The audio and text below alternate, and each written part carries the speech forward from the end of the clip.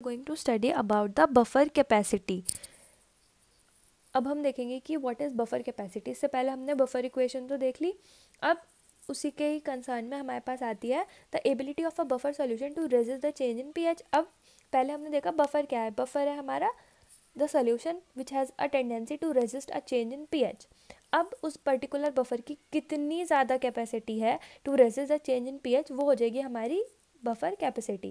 मतलब उसकी ability to resist the change in pH upon the addition of an acid और a base. It is measured in terms of buffer capacity. अब हमारा buffer कितनी ज़्यादा, मतलब कितनी कैपेसिटी से, कितनी एबिलिटी से रेजिस्ट कर पा रहा है change in pH of a particular solution upon the addition of acid और अ बेस, वो हो गई हमारी buffer capacity. It can be defined as the amount in gram equivalent per liter of a strong acid or a strong base required to be added to the solution to change in pH by 1 unit. ये हमारी standard definition है of buffer capacity कि हम कितना मतलब कितना gram equivalent per litre of a strong acid या base हम यूज़ कर रहे हैं किसी भी सोल्यूशन में to change its pH by 1 unit. Smaller the pH change by adding a specific quantity of acid and base, greater is the buffer capacity.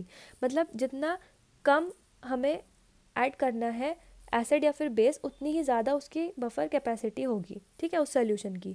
Buffer capacity is calculated by the formula beta is equal to delta B upon delta P H. अब ये जो beta है ये है हमारी buffer capacity. Buffer capacity को हम beta से डिनोट करते हैं.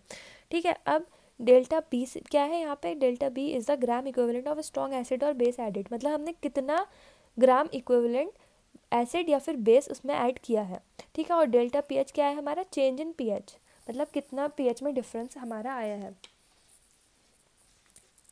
The buffer capacity depends upon two factors, ratio of salt to acid और बेस, टोटल बफर कॉन्सेंट्रेशन, या buffer capacity can be related with buffer concentration by following equation. यह हमारी एक और इक्वेशन है जिसमें हम रिलेट कर रहे हैं the buffer concentration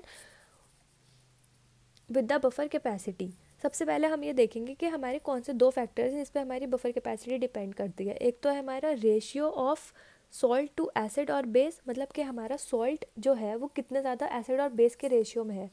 salt is to acid और बेस. उसके बाद बफर कैपेसिटी नहीं, टोटल बफर कॉन्सेंट्रेशन, कि हमारा कितना टोटल बफर का कॉन्सेंट्रेशन टोटल कितना है. ठीक है, मतलब concentration of buffer.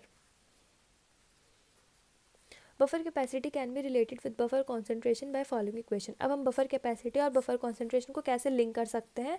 Beta is equal to 2.3 KaH3O plus upon KaH3O plus whole twice. ठीक है, तो होल स्क्वायर. मतलब यह है हमारे the relationship between the buffer capacity and the buffer concentration.